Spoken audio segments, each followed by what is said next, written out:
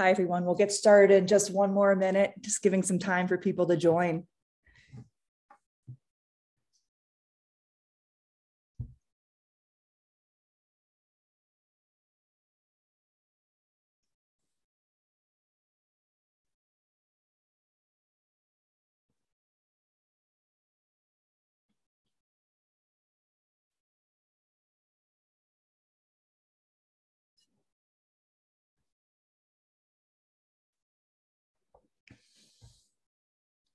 Welcome to those of you just joining. We'll get started in about one more minute.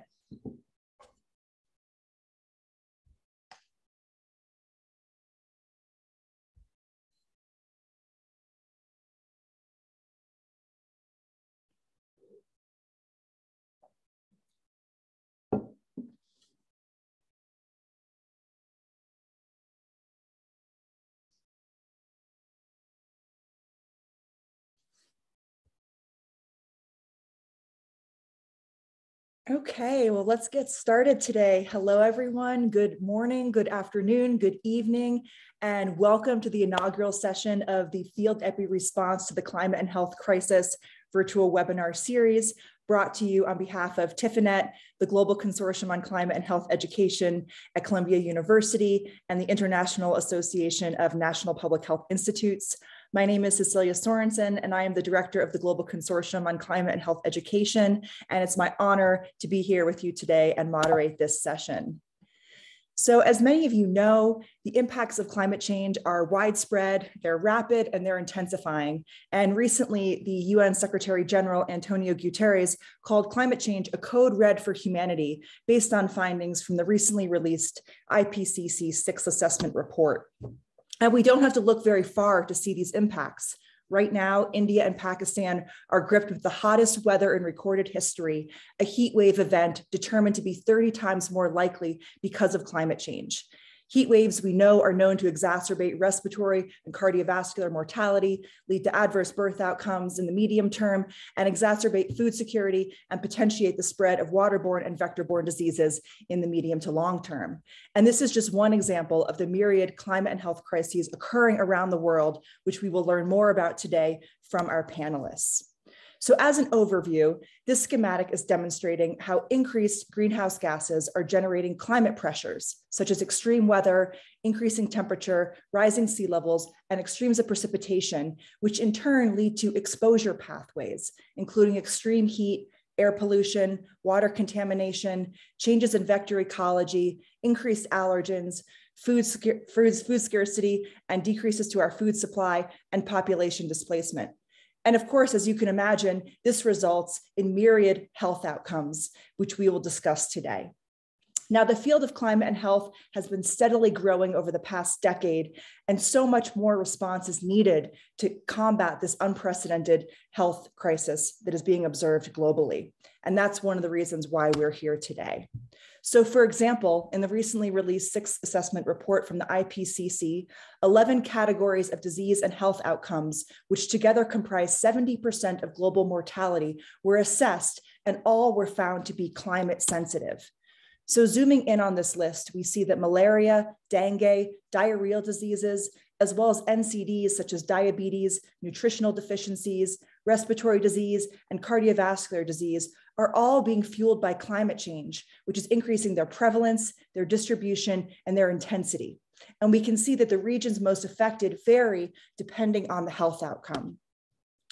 Furthermore, we're seeing broad impacts from climate change, which threaten to undermine human systems which support health. So what we're looking at in this diagram is that the darker the circle that is, the more evidence or certainty we have that these impacts are occurring and that they are attributable to anthropogenic climate change. So what we see is that with high to very high certainty, our best science is telling us that climate change is already undermining human systems across the globe, which are vital to stable and secure livelihoods, including water security, agricultural production, livestock and fishery yields, and more. In the middle, again, what we're looking at is the direct impacts on human health through infectious disease, heat and malnutrition, mental health, and displacement. As you know, we're also seeing escalating impacts on human cities and settlements, as well as infrastructure through widespread inland and coastal flooding and storms, which damage essential health infrastructure, such as hospitals. And last but not least, we have a large amount of evidence demonstrating economic damage to key economic sectors. So just to give you an example of the scale of the ongoing impacts, worldwide, we are seeing an incredible, unprecedented amount of new displacements or forced migration in many parts of the world. So what we're seeing in this diagram is that in 2020 alone, there were a total of 40 million new displacements recorded worldwide. And what we can see is that 30 million of these were due to disasters, many of them climate related, including droughts, extreme temperatures, wildfires, floods, and storms. Now, what's important to know is that although no part of the world or individual is immune from these impacts, the most devastating are occurring and will continue to impact people and places which are economically and socially marginalized. So our best science is telling us that climate change is worsening health inequities and creating incredibly strong headwinds against progress towards sustainable development goals. And so primarily due to these impacts, new research from the World Bank Group demonstrates that climate change is likely to push up to 132 million people into extreme poverty by 2030, undoing years of progress. And this is primarily due to these impacts on health and on livelihoods. So although right now we are facing many challenges, we also have incredible opportunities for action. What we know is that the severity of climate-related health risks is highly dependent on how well health systems can protect people. So said another way, these widespread impacts from climate change are not inevitable, but we must respond, which is why we are here today. So the realities of the climate crisis call for more health professionals to be trained in detecting and responding to climate-related health impacts. And so therefore, Tephinet, in partnership with the Global Consortium on Climate and Health Education, the International Association of National Public Health Institutes, the UK Health Security Agency, and the US Centers for Disease Control and Prevention have formed a working group to improve training and awareness on climate and health for field epidemiologists. Our goals are to increase education among the FETP community, increase awareness of available climate and health training and resources, and eventually to integrate climate and health into the FETP curriculum and core competencies. What we found when we started the working group is that there is enormous capacity within our networks, and through our monthly webinar series, which starts today, we will be doing deep dives with our FETP trainees and alumni who are working at the nexus of climate, health, and environment. So it's really exciting to be starting this journey with all of you here today. And so without further ado, it is my pleasure to introduce our panelists today who will be exploring the health impacts of climate change in their region. And we will be seeking to understand what the most pressing needs are and how we can respond to these challenges. So today, we will be hearing from Dr. Hilma Mantilla, Dr. Rohita Ismail, Dr. Saul Daniel Dumba, Dr. Linda Selvi, and Dr. Noor Abdu. So our agenda for today is that we will first hear brief presentations by our panelists, followed by a discussion which I will moderate with your help. So I encourage you to put any questions for the panelists into the Q&A function, and we will get to them after our presentations. So with that, I'd like to introduce Dr. Hilma Mantilla. She is a medical doctor and epidemiologist by training with over 30 years of public health expertise on managing health systems development and designing and implementing public health policy and health promotion and disease control programs at international, national, and local levels. She is currently part of the review team of the accreditation process of the Field Epidemiology Training Program at Tephinet. She is an adjunct researcher at the International Research Institute for Climate and Society at Columbia University. She is a member of the coordinating committee for the Global Consortium on Climate and Health Education, and she is a professor at Pontificia Universidad Javeriana. So thank you so much for being with us here today, Hilma, and I'll let you take it from here. Thank you very much, Cecilia. I'm very glad to be here and to share part of what we have seen in Latin American region related with the climate and health impacts. I will give you an overview of a region so you will know a little bit about our region. And then I will focus on climate and health impacts. All the information that I will show is from two reports. One is the one that it was made by the World Meteorological Organization in 2020. And the other one is the one that Cecilia mentioned, that is the last report of the IPCC. So can you please, thank you. So the first thing that I want to say is, as I said, I'm going to give you an overview. So our region, as you can see on the map, it goes from Mexico on the top, and it goes all the way down to Tierra del Fuego in Argentina. We have 20 countries that cover all this region. We are around 90% of the world's population. And one interesting thing that we have in this region is around 27% of the population live in coastal areas.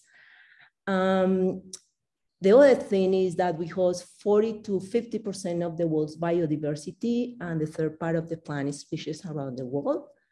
And we also have the 50% of the world's remaining primary forest, which is something very important in terms of this climate change issue. We estimate that our region contribute with the 12.5% greenhouse emissions around the world. That it seems that is a few percentage, but as you can see, the impacts are great. We have in 2020, the third hottest years in Central America and in the Caribbean, and the second hottest years in history in South America. We don't have, as a region, a unified climate change response policy.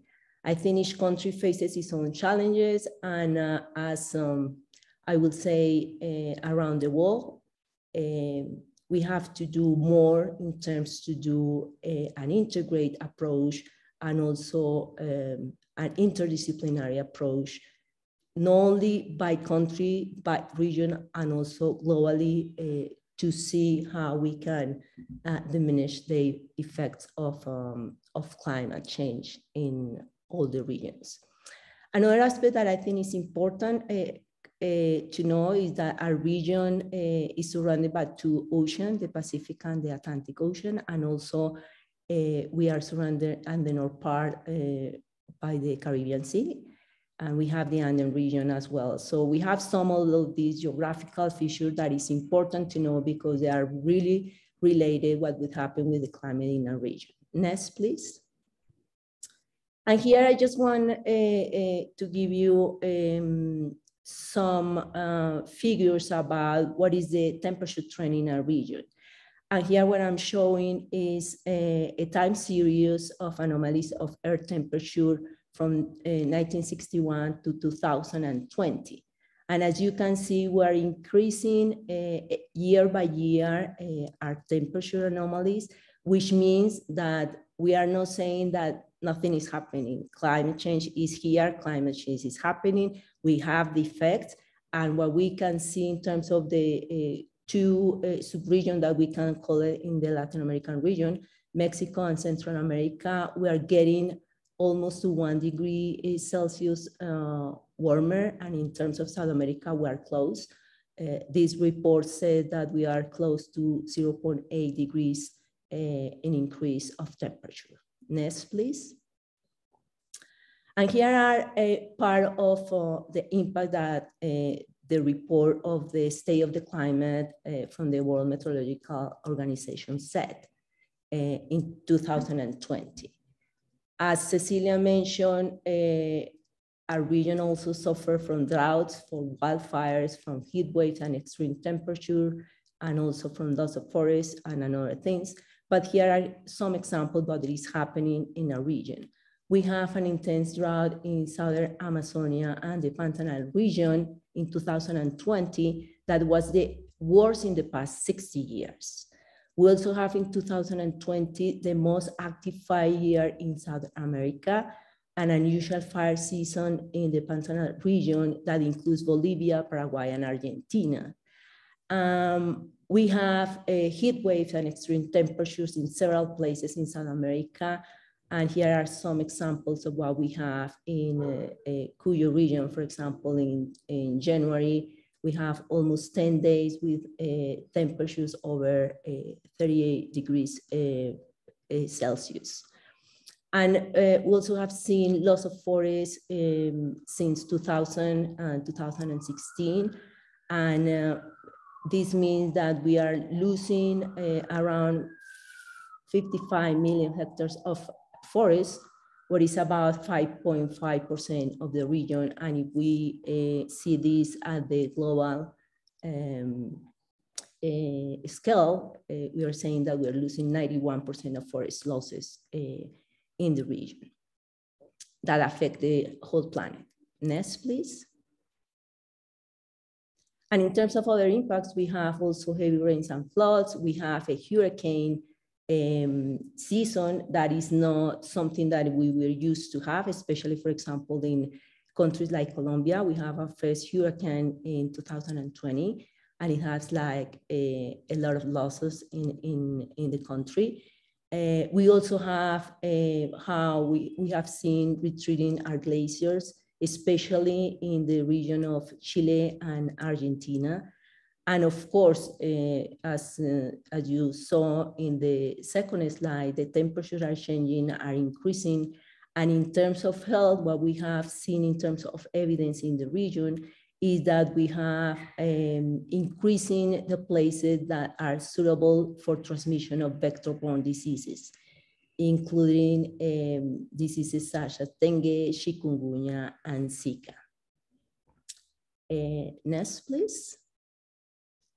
And here I just want to correlate the climate and health impacts. And as you see, Latin America is one of the world regions that is more challenged for climate-related disasters. I would say in terms of priorities for our region, we need to address the intensity and the frequency that we are having each year in terms of flooding, droughts, storms, and heat waves. And all of that are related with some health impacts that we are going to continue to have in the next decades, not necessarily the same ones in the same places, because, for example, in terms of the distribution of vectors, you can see here a map that I just included because I thought it was important for you to know that depending on how the distribution is evolving through the years, we are having the chance to have infection diseases, especially vector-borne diseases, in areas that we didn't have it before. And also, as Cecilia mentioned, the health impacts, we could have direct impacts in health, but we also are part of what happened with other sectors is going to affect the health of people.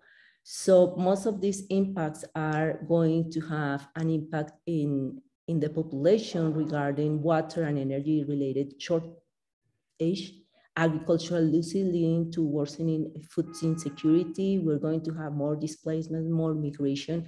And of course, if we don't do nothing, we will have every minute more vulnerable population to all of these effects of climate change. And finally, I want just to share the next slide, please. And this is the synthesis of the observed and projected impacts to main sectors in Central and South America. This is part of what Cecilia was saying in terms of the what happened at the global in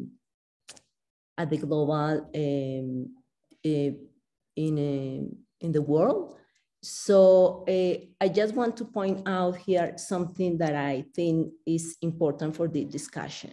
As you can see here, you find all the sectors that are impacted by climate and how in the different regions of South America, they basically subdivide the region in different regions. And as you see all the circles getting dark is because we have confidence that that is happening. But if you see in terms of health, you can see that we don't have much evidence of what is happening. So we need people that understand the problem, and we need to create evidence. And this is part of what we want to do with the working group, and to invite you all to get an insight of this topic, to understand how to analyze the data, and also how to put action and to do something to intervene this problem. Thank you. Thank you so much, Dr. Mantilla. Really, really helpful to get that perspective from Latin America.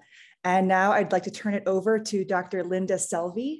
Dr. Selvi is a public health physician and infectious disease epidemiologist who has also conducted a number of research studies in relation to climate change and health. She is an Australian FETP graduate. She has been an academic for the past 10 years. Prior to that, she was the CEO of Greenpeace Australia Pacific. And before that, she held senior positions in the public health department for Queensland Health. She is a climate change activist, which seems to be the only logical path to her given the state of the world's climate. So thank you so much for being with us today, Linda, and I'll turn it over to you. Thank you very much, Cecilia, and hello, everybody. Can I have the next slide? I would just like to start by acknowledging, as is our custom in Australia, that I'm actually on Yagara country, and I'd like to acknowledge the traditional owners and their custodianship of this land and pay respects to ancestors and descendants. And just acknowledge their valuable contributions to Australian and global society. And in the context of climate change in general, Aboriginal and Torres Strait Islander peoples are more affected by health impacts of climate change already, and we're likely to continue to do so. Next slide. So this is from the IPC 6th Assessment Report. I just wanted to highlight a couple of things. This is the current and future projections for Australia. So our land temperatures have risen by 1.4 degrees so far, and Australia has traditionally had a very variable climate, and so what we're seeing is an increase in that variability with increases in heat extremes, as well as extreme fire weather days, floods and droughts, as well as higher sea levels, particularly on the East Coast. Next slide.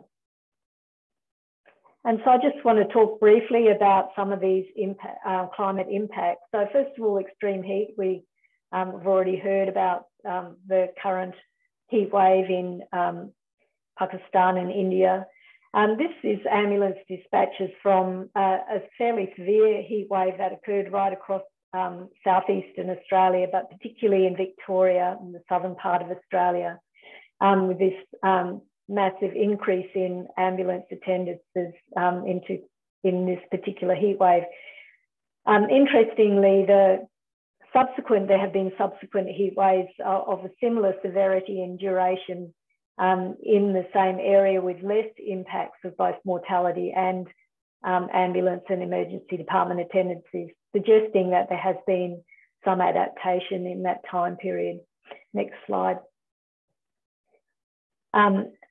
And important, I just wanted to also point out, we tend to think about heat waves and the impact on human health. They also have a big impact on animal health, and we've seen massive deaths of particular native animals in Australia, but also on infrastructure. For example, these melting roads, and which was seen in Victoria in 2018 and likely to continue to see more of. Next slide.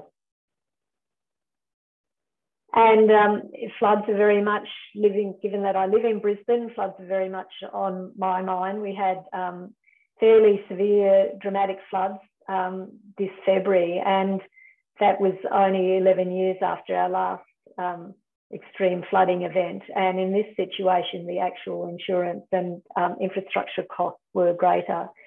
So as we know, there are many impacts of floods on health that we can think of. So around 23 deaths died in Brisbane and northern New South Wales during these floods, but then there's impacts of infection and of course, loss of homes, displacement and mental health issues, just to name a few. Next slide. And again, these infrastructure implications. So these pictures are from southern Queensland and northern New South Wales with destruction of roads and so on. And some parts of northern New South Wales, in particular in the rural areas, people are still cut off, unable to get to food or health services without having to walk considerable distances. Next slide. And this picture is from showing the impact of some floods in 2018 in central Queensland, where a large area of cattle and a lot of cattle died, as well as there was loss of feed and so on. So some of these impacts can take a very long time to recover from, and shows the impact of floods on food security. And the recent floods have also in Queensland and New South Wales have led to increases in prices, particularly of fresh fruit and vegetables. Next slide. And then, of course, increased severity of droughts. And the association of droughts and climate change in Australia is less clear, but it certainly does appear that we're getting and has been projected to have not only decreased rainfall, but increased evapotranspiration, meaning much drier soils and dry catchments. Again, impacting on food security, but also there have been major impacts on mental health and people living in rural areas, particularly farmers, with increases in farmer suicide. Next slide. And many of you will have heard of the bushfires that we experienced in 2019, 2020 because of the massive size of these. And more than 12.6 million hectares were burnt in those fires, and massive amount of CO2 as well.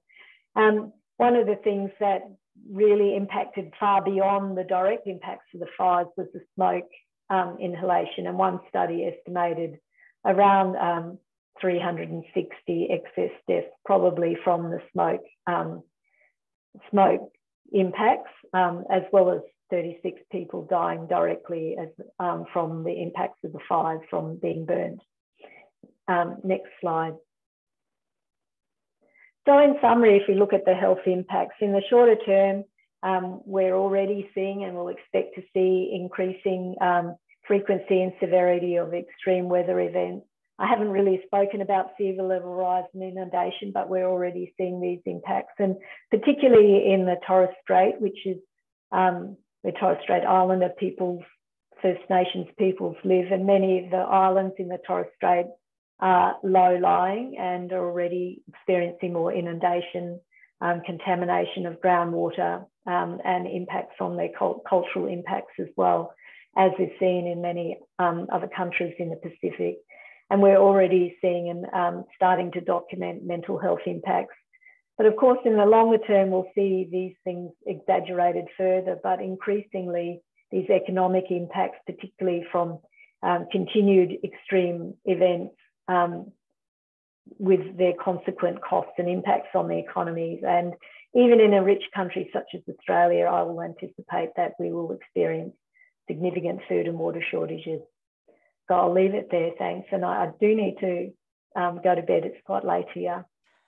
Thank you so much for joining us, Dr. Selvey. I know it's very late in Australia, and we just really appreciate you being here to share your perspective. So good night, and we'll talk soon. And thank you for the opportunity. Goodbye. Take care. So now I'd like to turn it over to Dr. Ohida Ismail, who is the head of the Climate Change Unit at the Environmental Health Research Center at the Institute for Medical Research. She is a public health medicine specialist with a research interest in the health outcomes of climate change, extreme weather events, environmental degradation, and the built environment.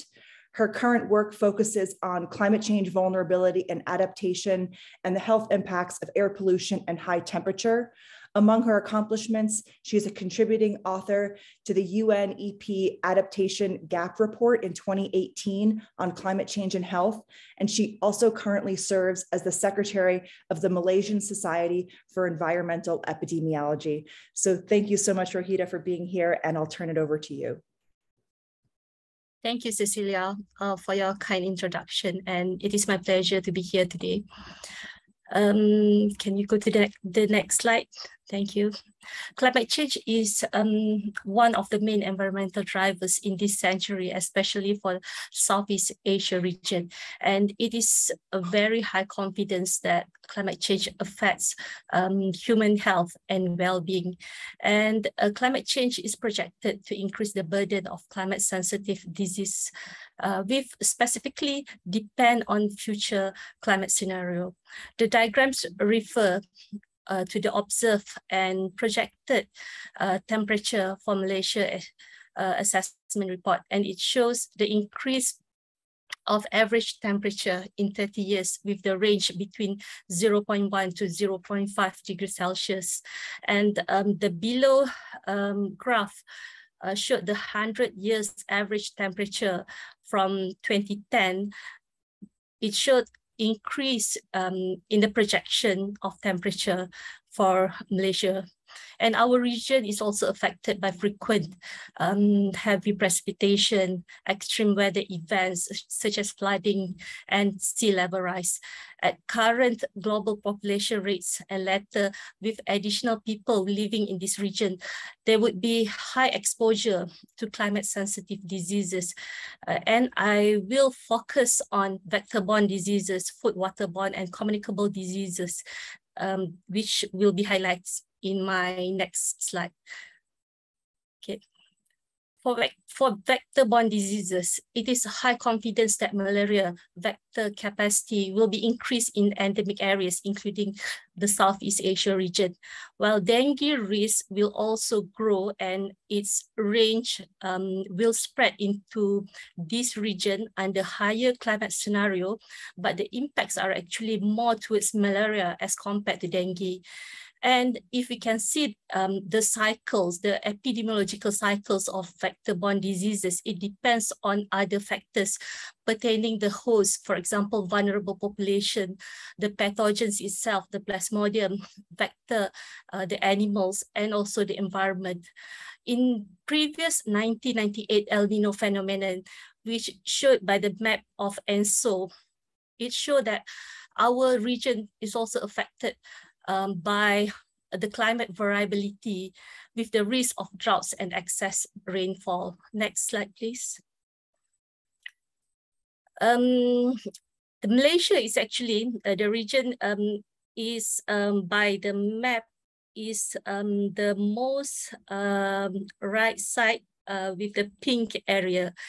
We consist of a peninsula the peninsula part for the West Malaysia, and East Malaysia is actually Sabah and Sarawak within the Borneo Island. And Malaysia had actually accomplished malaria elimination since 2018 through the Integrated Management and Surveillance Program. But other factors should be considered, such as environmental degradation, land use, and population migration, including the working population that contributed to the prevalence of zoonotic malaria. Next slide, please. The contour lines indicate the areas at risk of dengue, which is our region is also within the contour line. The relationship between the climatic factors and dengue are actually inconsistent. I could say that the contributing factors could be due to urbanization and population mobility.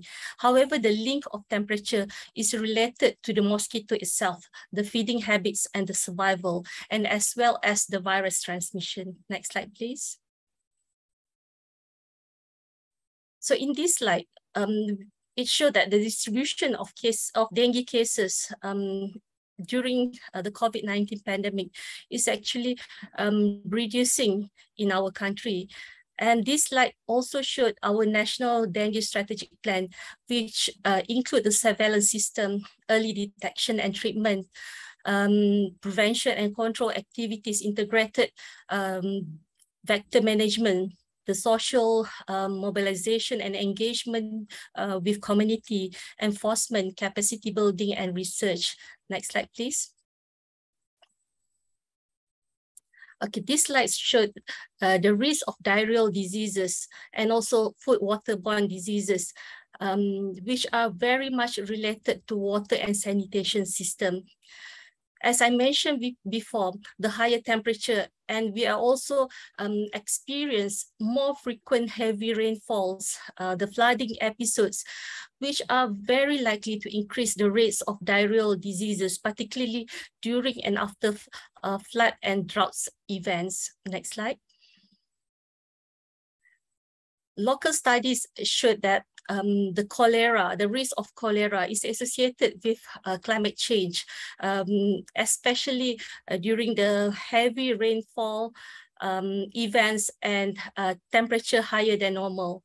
And we had experienced a very large flood, or we could say massive flood in 2014 in the east coast of Peninsular Malaysia, that showed that typhoid cases, the reported typhoid cases post-flood were related to water and sanitation.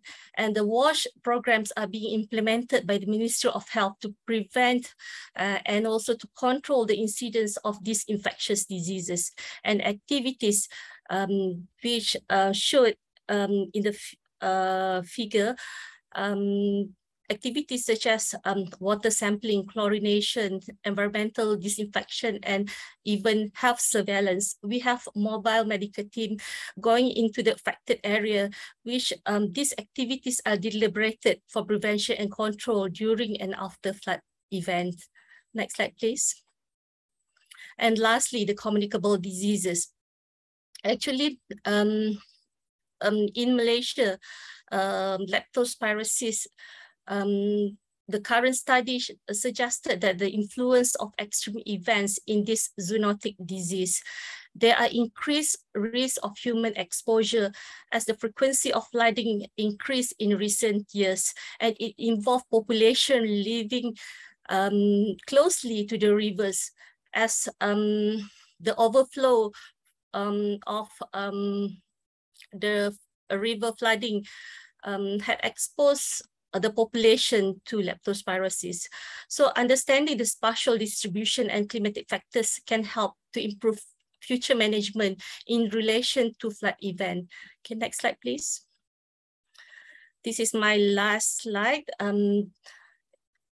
I would say that there are other health outcomes related to climate change and climate variability that need to be further understand, and other health outcomes such as heat-related illness, non-communicable respiratory disease,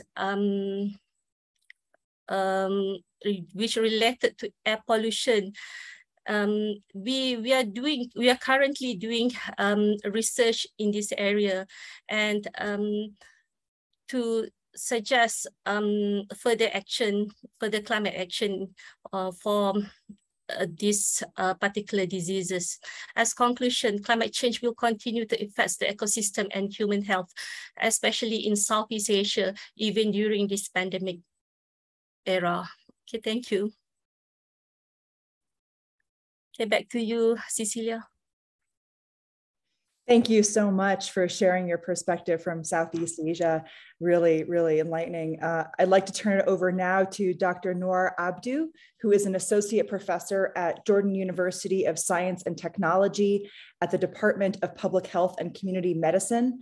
She has a PhD degree in environmental science and engineering from Gillings School of Global Public Health at University of North Carolina at Chapel Hill. Her research interests are women's health issues, quality of life of refugees, endocrine disruptors, heavy metals in water, air pollution, and climate change. So thank you so much for being with us here today, and I'll turn it over to you, Dr. Abdu. Thank you very much for the introduction. I would turn my camera on, and I hope it doesn't affect the internet quality. I want to give the agenda very quickly for a 5 minutes presentation. I'm gonna just introduce Jordan climate regions, trends in climate change in Jordan, public health impacts of climate change, and challenges and opportunities. Can you go to the next slide, please? There's something wrong, it doesn't matter. So I just want to give you some background about Jordan. Jordan is located west of Asia, but it's really in a very, very strategic place. It's between Africa, Europe, and Asia. It's right on the triangle region. It looks like a dress, and regarding the size, it's between Maine and Michigan in size.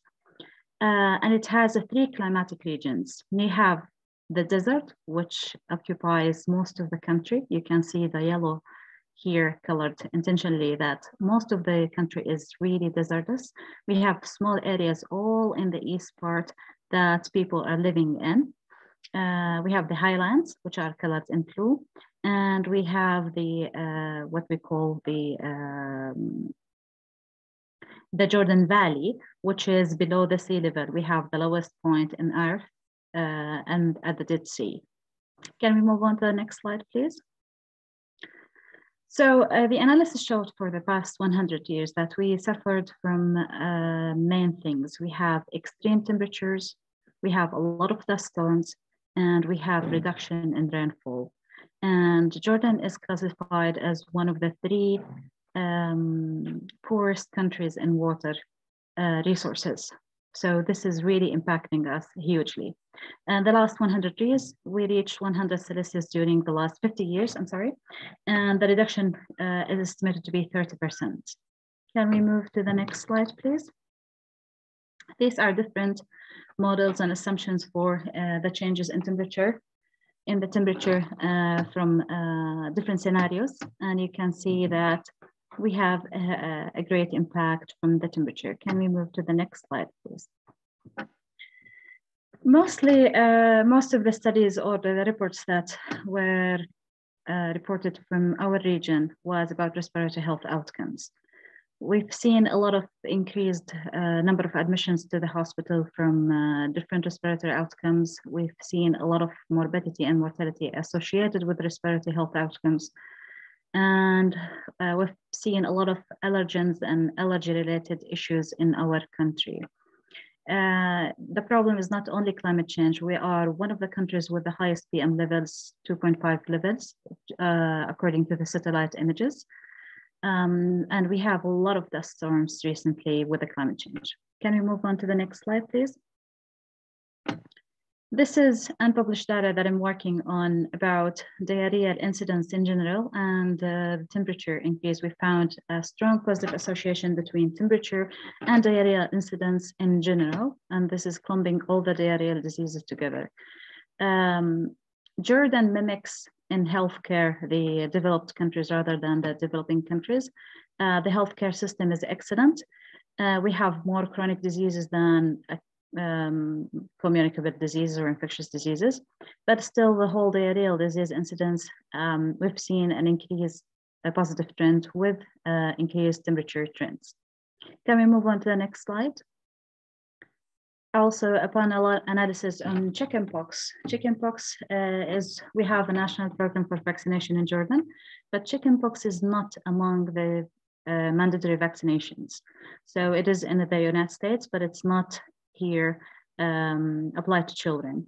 We have seen trends of positive correlation between extreme temperature and chickenpox incidence when we applied different lags for the incidence and the temperature. Can we move next to the next slide, please? Now, to give you some perspective, I've said that the impacts are affecting everybody and including Jordan, but the problem here, and the major problem here, that we have a lot of influx of refugees. Jordan have a lot of Palestinian refugees, and we have a lot of Syrian refugees. We have more than 1 million refugees. Some of them are in camps still that constitute around 500,000. And we have 500,000 outside of camps, but they're still living in poor conditions. Can I click next, please? Thank you. Next. Now you can see Syria is north of us, and even we have Iraqi refugees coming to Jordan. So we are the hub, the peaceful hub for all of those countries. So we have a lot of people living in a conditions that are not as optimal as other people. So we're gonna see in the next slide, please, that in analysis that I've done for the Syrian refugees and the quality of life, they are affected tremendously, and they have a lot of reported, according from the websites, they have a lot of reported high incidence of respiratory problems, fever, diarrhea, injuries, and skin problems. And we still haven't studied the effect of climate change on those refugees, in specific being a vulnerable and vulnerable group with lower economic status. Can we move on to the next slide? Syrian refugees are mostly in camps, are mostly children, and children are even more vulnerable group than refugees in general because they are affected by respiratory illnesses even more. And you can see that the percentages of children, can you press just one click? Just one click. Oh, it didn't show. Never mind. So 40%, no, can you go back? Thank you. Go back one slide. I think it did not show, I don't know why. So 40% of children and the refugees, 40% of the refugees are children. And these children are living in camps, which she showed in the next two slides. And you can see the camps. Can you click two more slides, please? Yep, those are the camps. This is the biggest camp we have, and it's located right in the desert. And this year alone, we had 3 dust storms, one after another, which is unusual. And you can imagine living in those conditions and having dust storms outside, how it's going to affect those children. Next, please. The biggest problem in Jordan is the water shortage. We have 3 rivers, but they are drying out, and we don't have enough water to give everybody. We don't have natural resources. We don't have oil. We are not high impact, we don't have high economy, and we have to deal with refugees as well, which is, it's a lot of burden for the climate change, and to see the burden on their health. I think I'm gonna, is there another slide? There's That's the last slide. That's the last slide. Maybe I changed the slide, I'm sorry, yeah. You can see even the Dead Sea, that is supposed to be the Dead Sea, is shrinking every year, and you can see the salt showing here. And there are a lot of areas that even the Dead Sea is shrinking so much that we don't even have the salty water in the Dead Sea. It's really getting very bad year after year. Thank you very much. Thank you so much, Dr. Abdo. And I'll turn it over now to Dr. Dumba. He is a seasoned climate change and environmental scientist with 16 years of international experience in research training and examining policy issues linking climate change to a number of themes, including disaster risk management, early warning systems and tools, water policy and management, as well as many others. So thank you so much, Dr. Dumba, and I'll let you take it away. Thank you, Cecilia. Can we move on to the next slide? Yes, thank you so much. I wanted to give you, first of all, a small perspective about Africa. Africa is really an interesting continent because right almost halfway within, sorry, I don't have a map here, but just in the middle of it, the equator just passes through it. It's a continent with over 1.4 billion people, and it's really projected to increase. It has one of the highest rapidly growing population in the world. And interesting enough, it has really a wide range of all types of people, you know, very rich and then very poor. But the majority of the people, especially on the lower end, with the financial economic status, really rely on rain-fed agriculture. So it's really interesting to sort of to start dissecting what sort of climate change would do to this place. Just like most of the presenters, temperatures are rising, okay? Precipitation is 2 ways. So we do have, in some cases, increase the incidence of flooding, so heavy rainfall that be accompanied with flooding, but in some cases, incidences of drought. So both extremes really do exist. And so with all that, emissions, we are not really, Africa is not a big emitter, although it's really coming up because of the urbanization that is coming through, and rapid urbanization, rapid cities are coming up, and industries. And so there's really a lot of, ongoing activities that would sort of be emitting emissions. And so climate change is huge. It's really, really a huge, is a huge concern to the governments and the peoples of this continent. And so I just wanted to, based on what I was requested to present on, just to walk you through a few major climate health impacts that are really affecting Africa. One of them is malaria. And just from the initial slide that came through from Cecilia, malaria is a big deal. It's one of the biggest killers in this country. And what's interesting as far as climate change is concerned, malaria is now, mosquitoes thrive so much in warm climates. And so it's really moving to higher altitudes. Okay, so it's moving to higher altitudes, and therefore people who were once living in places that are really way high up have started getting malaria as one of those cases. And then another one is dengue, which is still caused by mosquitoes. So it's also increasing just because of the rising temperatures and precipitation that is, experienced on the continent.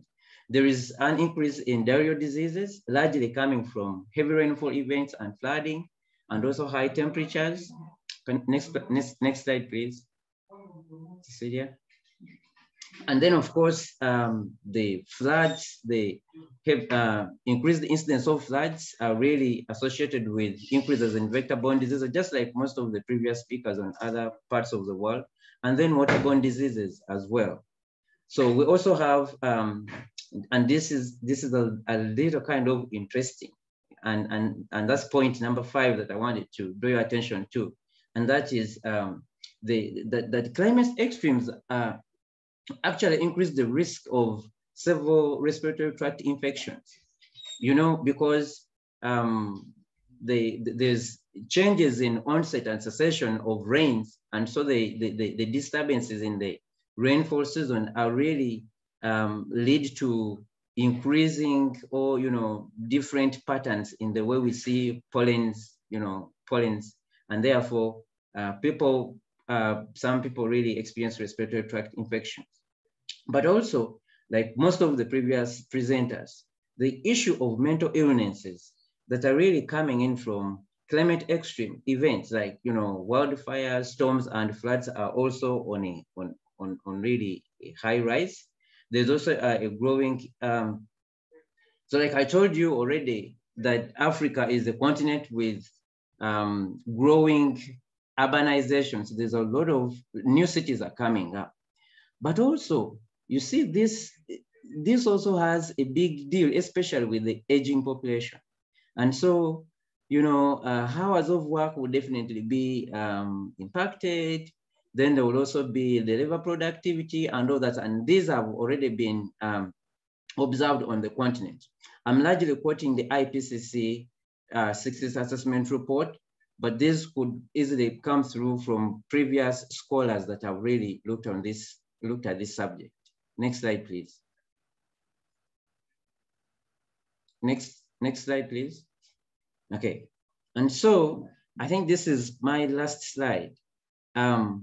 Like I told you that the biggest population, the largest population on this continent is really relying on rain-fed agriculture. Of course, this does not mean that we don't have people who are thriving on irrigation and all that, but so we do have lots of cases that are coming through as a result of malnutrition.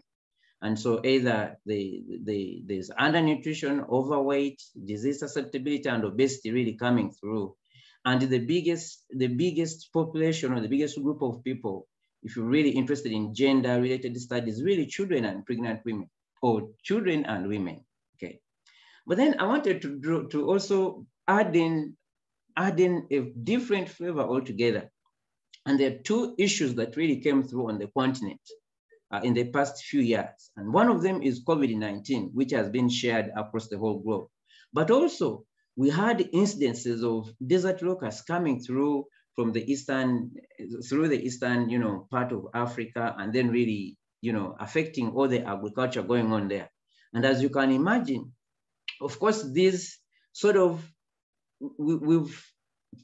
through research, we are really starting to get relationship. They're sort of like indirect relationship with the climate change, but they are also, they sort of exacerbate or worsen the current condition that we are really going through. Of course, this is not to mention the rising economic inflation.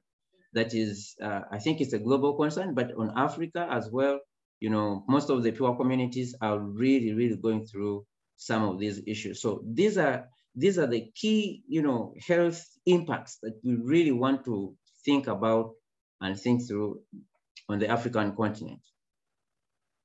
I think I have a next slide, but I think it's just really, thank you. So thank you so much.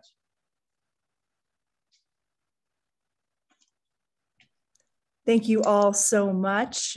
Really, really good to see and hear what is going on in various different parts of the world related to climate change and health. I think there's a lot of similarities and a lot of differences. And what I'd like to do now is invite all our panelists back on the stage and hear a little bit more from each of you about a couple different issues. The first question we have is, what do you think needs to be done in your region to reduce the burden of climate-related health impacts? And perhaps we can start with Dr. Mantilla. Hi, Cecilia. Thank you very much, and thanks a lot for the good presentations of all my colleagues. I think I learned a lot. I will say that in a region, I think that the first thing we need to do is to realize that the health sector is not the only sector that need to approach this problem. Because right now we are having like the pressure of, for example, organizations like the Pan American Health Organization or the World Health Organization to develop an action plan from the health sector. And I will say this issue is a cross-cutting issue. So we need to involve different sectors and work as a team. That's the first thing that I will do. The second thing is that, at least in my region and what I know from other regions, we need to improve the capacity of the researchers and people in the academic world to understand what is the role of climate in terms of how is climate change impacting the different sectors and the population of health. So I think we need to do a lot of work trying to train and sensitize the academic and research community. But not least, I think we need to work very closely with local authorities and with the community. And I think in that point, I think the EVTP community is very helpful to engage and to work with them because they have a lot of experience on that. Thank you so much, Dr. Mantilla. And I'll turn it over to Dr. Ismail.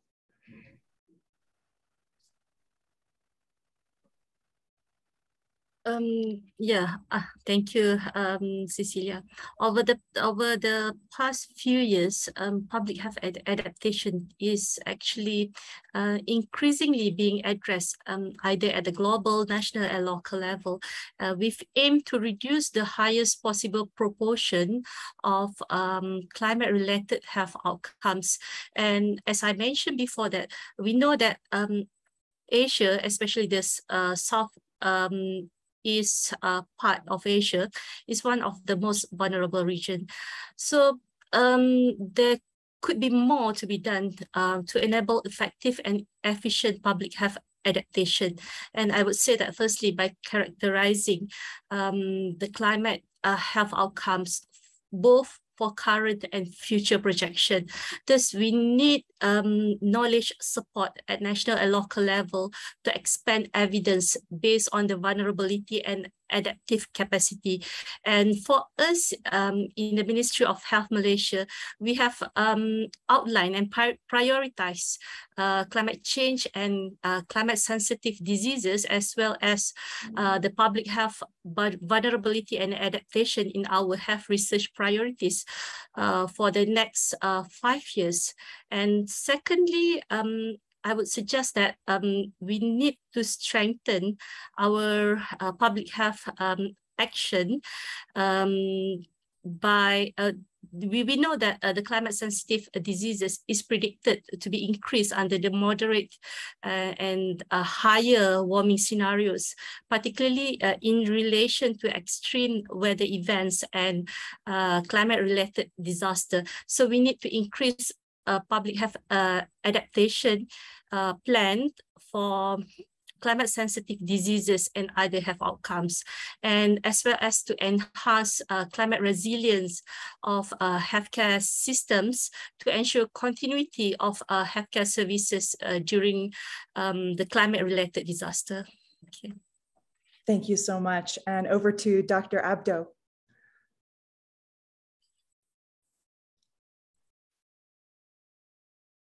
Thank you, Cecilia.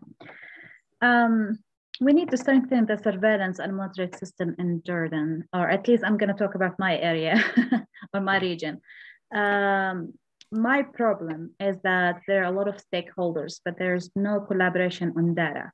Like, for example, the Ministry of Health has the health data, but then the climate is on another ministry. And then the collaborations here is so hard and so bureaucratic that doing a research or implementing an action plan takes a lot of effort.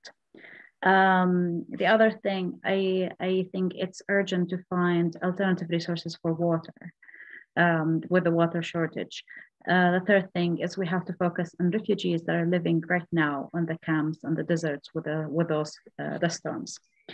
We have to enhance control programs and vaccinate control programs for respiratory illnesses. And we have to implement action plan for extreme weathers, like the dust storms or water shortages, decrease or increase that are associated with different health outcomes. So if we can predict those in advance, we can allow the health facilities to have more people. We need to involve stakeholders from different organizations or ministries or from different places and make a good collaboration for policies and interventions. And we need a better monitoring health for the health and reporting, and not only reporting and giving the data for the researchers. This is another challenge that maybe you are blessed in the United States to have everything available. You just go to the website, you will find everything so clear. Here you have to struggle to get the information, and when you get it, it's a lot of missings and a lot of not reporting and a lot of, I'm talking from personal experience. So I think the better reporting of the health outcomes will prove how much we are affected, and then it's going to push for the action plans to be implemented. Thank you so much. I couldn't agree more with all of those things you mentioned. So thank you for sharing that. And I'll turn it over to Dr. Dumba. Thank you, Cecilia. I think there are a number of things that could be done for Africa. But one of the things that we've really found very, very important, and countries are still really struggling with it, is really coming up with a robust data infrastructure so that we know where the incidences are occurring, where the disaster is occurring, the number of people affected. And because you see through that, then research can easily be really strengthened and supported. So that is one of the key challenges. And this cuts across most of the sectors.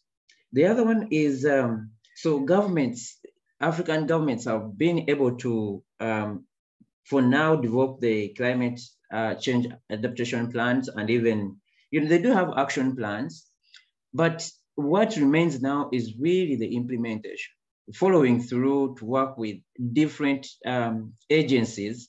And by the way, it should be sort of like an interagency sort of coordination to ensure that you know, like one of the panelists talked about the fact that these impacts don't affect health alone, but we do have health, energy, water, and all the rest of the sector. So really being able to implement, so the policies are in place, but how do you really ensure that you really implement and come up with some strategic, strategic action and you follow through? The other one is strengthening the early warning systems, whether it's for epidemiological disease sort of like control or even for climate, because if the countries are really in position, for example, to tell that this is a flooding is likely to occur, and these are the communities who are likely to be affected, then evacuations could be effected, so that we sort of go for prevention and early detection kind of stuff. And I'll give one more. One more is on the issue of the adaptation measures. So I told you that in Africa, for example, malaria is a big deal. It's killing people. It's very easy to treat this disease, but it kills both children and adults. It can easily take you up if you don't respond in time. And so, governments are trying, and donor agencies, because we need to really emphasize the importance of all these other organizations, the donor agencies, but also all these other civil society and academia. How do we bring these people on board so that we are able to come up with working solutions, especially through the adaptation measures? Like, for example, mosquitoes, if you want to spray ponds, which could be, having stagnating water, and that really help provide breeding grounds for mosquitoes. So, all these are really critical. And so I think there is still more and more work that needs to be done.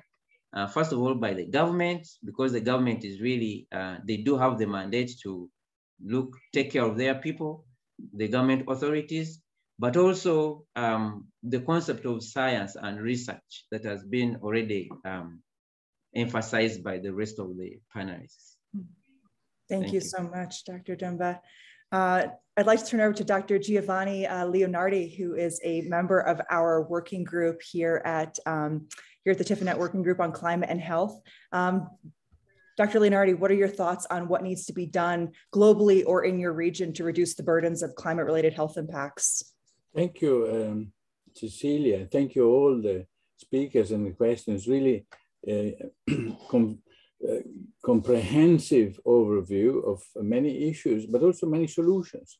So when you ask me what could be done, well, I note that what are perceived as specific problems in certain regions, they are in fact mostly unresolved problems everywhere.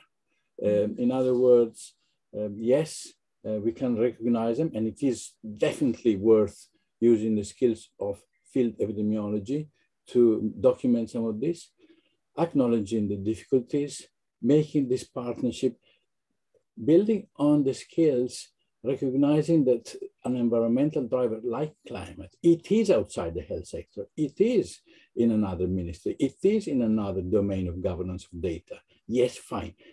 But there are many people who can help, and you can build on your skills, interviewing people, interview the governance leads in another ministry, and then you unlock the data you need to do environmental epidemiology, start from the interventions, look at how you document the benefits, recognize the value of ecological studies. They are not just core studies or case control studies we can do a lot on this by ecological group level data, at least in the initial phases, and recognizing some things are easier to do, but some difficult things need to be done and can be done with this mix. Thank you so much. Yes, I think, all of us here today, we are really these connectors between the health world and the environment world. And, we need to really strengthen those connections in order to have a successful response. And I heard many incredible, ideas of how we need to increase surveillance and monitoring, early warning systems, disaster risk reduction, and so on. So I'd like to hear from this panel what you think the role can be of this community of field epidemiologists and the training programs which support it in helping to reduce the burden of climate-related health impacts. What can the frontline field epidemiology community do for this? And I'd love to hear from Hilma maybe first.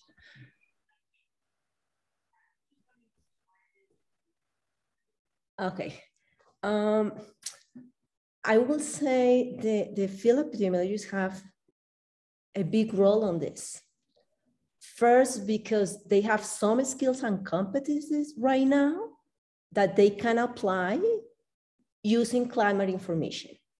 So I would say they can help us to identify the climate sensitive events. They can help us to do the analysis of data, of socioeconomic data, linked with climate data, linked with epidemiological data, because they have the skills, right? They also have developed tools that can help us to improve the decision-making process at the local level. They can help us to develop an early warning system using climate information with the other information that they already know how to handle. They can help us to document what is happening in the communities, because they know how to do, for example, an outbreak investigation. They know how to do research in the community basis. And also, I think they can help us to monitor what we have identified as a climate-related issues. So I think they have so many skills that we can use in their own communities to support and to diminish the burden of climate-related issues. Thank you so much, Dr. Mantia. And over to Dr. Ismail. Okay, I would like to add on from what being said by Hilma. Overall, we need more efforts and resources to scale up public health action to narrowing the future adaptation and climate change. And epidemiologists will play a huge role in this disease and outbreak management. But through the capacity building and knowledge, hopefully they can or will be able to integrate the climate change and health into broader frameworks or policy, instead of focusing only into the healthcare systems or diseases. If we look at into the international agreements other than health, such as the Paris agreements, the SDGs, Sendai frameworks for disaster risk reduction, there are some coherence between these agreements with the international health regulations that could help in reducing climate-related health outcomes. Yeah. Thank you so much. Yeah. Over to Dr. Abdu.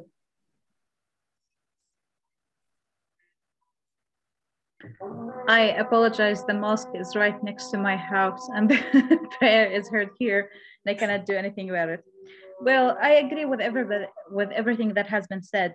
I need monitoring, better data recording, establishing early warning systems and emergency response plans. So when an event happens, how the team would go and do the investigation outbreak, the outbreak investigation. Better data records for the field epidemiologist.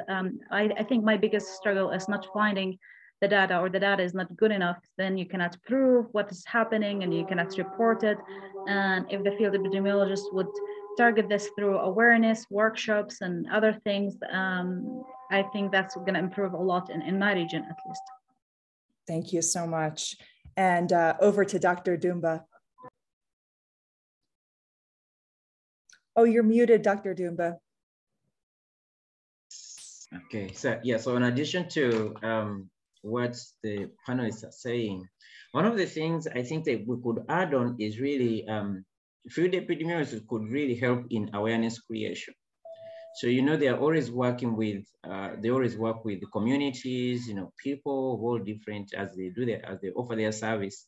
So they should, if they really have enough knowledge, like the way you're building capacity here through workshops like this, they could actually be ambassadors, climate change ambassadors, but maybe really focused on health. And that's really is critical, because I, for example, I imagine them being able to help out and tell communities that, look, floods could really, you know, bring about all these other things like malaria. So if floods are within, don't really allow any water stagnation or move quickly. So the flood may not kill you, but in case of stagnation, then that's a breeding ground, for example, for mosquitoes. They could also tell them about why climate change is really important for health, because most of the time, it's really very hard to relate climate change to health. It's communities, local communities find it easier to relate climate change with agriculture and food and all that. So they would really be such a very strategic team to help out on that. And then another thing is field epidemiologists who are really experienced and learning from such a wide global sort of perspective about these things. I really see them sharing experiences and perspectives. I think they will be able to work better in the communities, in the field, because they have a whole host of experience and they're learning from a wide range of probably similar communities, but very different, from very far away from home. And so, you know, there is a saying, I don't know that you have it from your part of the world, there's a saying, you know, which goes that, you know, what you know can always save you. So if you're knowledgeable, then you can really be able to save lives. And so field epidemiologists could really help, a lot, especially if they understand what climate change is, how does it come about, and how really it can be maybe avoided through different adaptations. Thank you.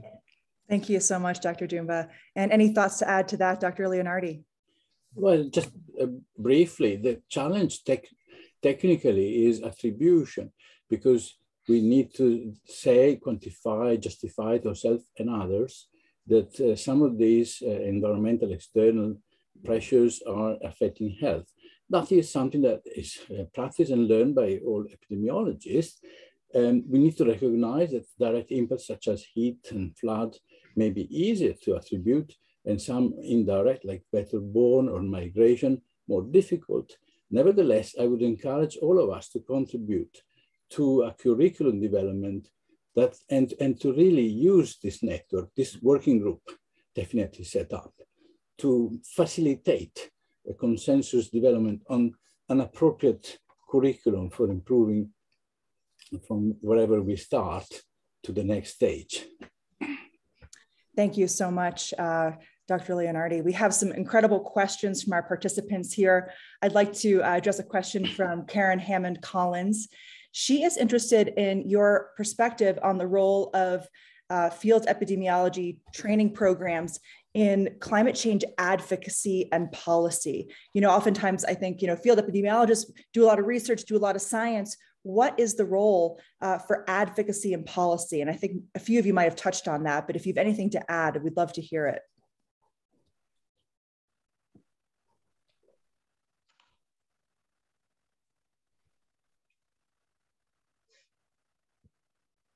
Go ahead, Dr. Dumba. Yes, so on the side of policy development, this kind of trainings could really help to because, you know, when we have highly sensitized group of people like field epidemiologists who are really knowledgeable and have the expertise, then there is one component in policy development that brings together different people from different fields. And so I see them as such people who are actors, who are really part of a team, or a multidisciplinary team that really comes up with more responsive, more climate responsive policies that could really help to steer countries or nations to, to whatever economic aspirations they want. Yeah, thank you. Any other of our panelists? Go ahead, Dr. Leonardi. Well, good policy may be negotiated from the start of designing a field investigation, because gaining access to the appropriate data and people handling those, and maybe interviews to the right people, indirectly is already raising the issue and advocating for something to be recognized as a social and not just as an economic development issue. So building a good study from the start with those partners, I think it's a good preparation phase for then scoping options for policy. That's been experienced in UK, for example, for the flooding data. It's an opportunistic thing. Every location needs to assess where there's opportunity to get the good valid study, and therefore to brief policymakers about those things from the start. Thank you so much. Any other thoughts? Hilma, you look like you've got something. Well, I would like to add that I think that the field epidemiologists have like a competencies that they have to do in their training in terms of communication. And in that sense, I think they are a good, how you could say, they could be a good group of people to advocate for climate and also for policy. And as Giovanni was saying, they are part of the development of the policy, because they are the ones that are identifying the problem, they are addressing the problem, they are developing tools. So it will be more easy for them to be part of this advocacy or policy team, because they have been in the process. So they know what is happening in the community. So I think it will be more easy for them to relate and to communicate to the general public. So I think in that sense, it could be a good asset to include them in that advocacy role. Thank you so much. Let's take another question from the audience. This question is from Brant Good. His question is, if climate change impacts on health are expected to exacerbate inequalities and disparities, then what promising potential methods should public health practitioners pursue to raise awareness and promote effective change among decision makers? In short, what might motivate those with power to work towards the needed changes?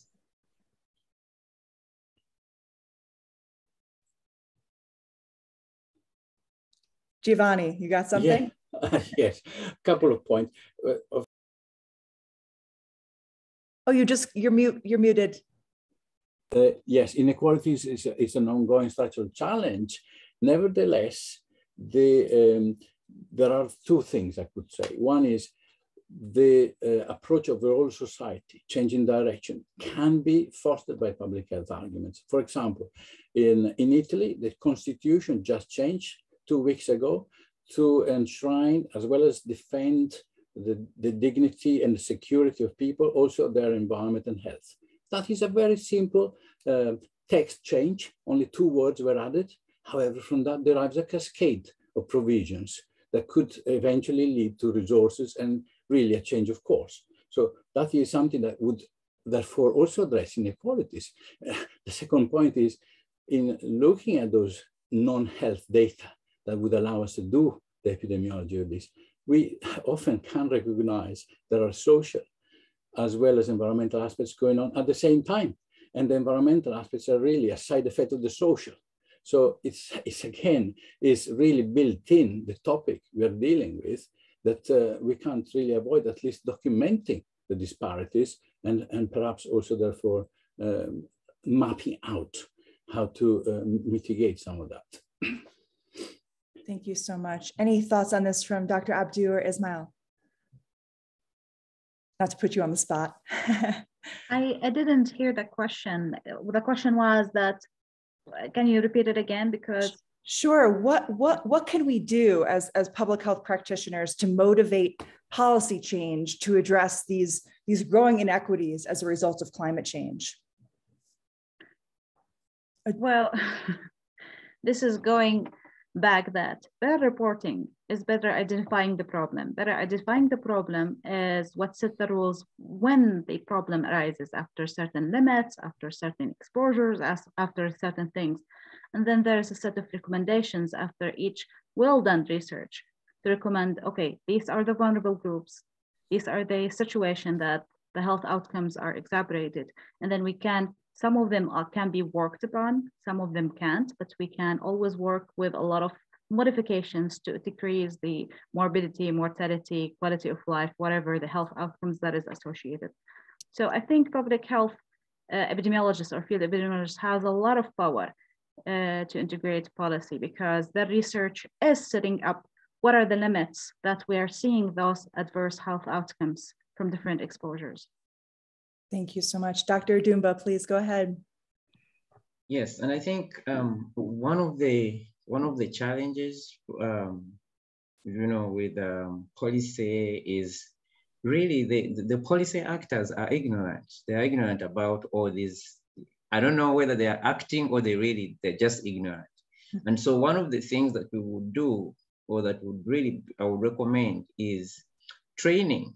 We need to, awareness campaigns, awareness sensitization campaigns, so that all the different policy actors, across boards, sort of understand some of these issues as maybe epidemiologists are really raising them and saying, look, there's really very important to mind about the children and the women and the poor and the rich and those who are not educated, so that really when a policy comes through, it is sort of sensitive to all these different gender classes or gender groups of people. Thank you so much, Dr. Dumba. Well, this has been an incredible panel. So much rich information, so much perspective. I want to thank you all so much for being here today. To our panelists from tuning in from all around the world, this has just been such a lively conversation, and thank you all so much. To our participants, thank you for joining us. This is the first session in a webinar series. We will be meeting the fourth Wednesday of every month to talk about climate change and health impacts and how the field epidemiology community can respond. On June 22nd, we will meet again, and we will be doing a deep dive into heat around the world and hearing from FETP residents and alumni and programs as to how their groups are responding to this.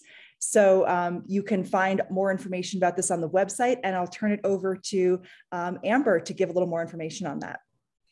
Hey, I just wanted to make a really quick announcement. And Hilma, I'm actually going to ask you to jump in and to please translate this for our Spanish speakers, but I just wanted to let attendees know that we will be sending out the slide presentations for everyone following the meeting. I know that there were a few questions that came up around that, and we'll do our best to see if the panelists can also respond to some of the questions in the Q&A that we did not get to today. Thank you.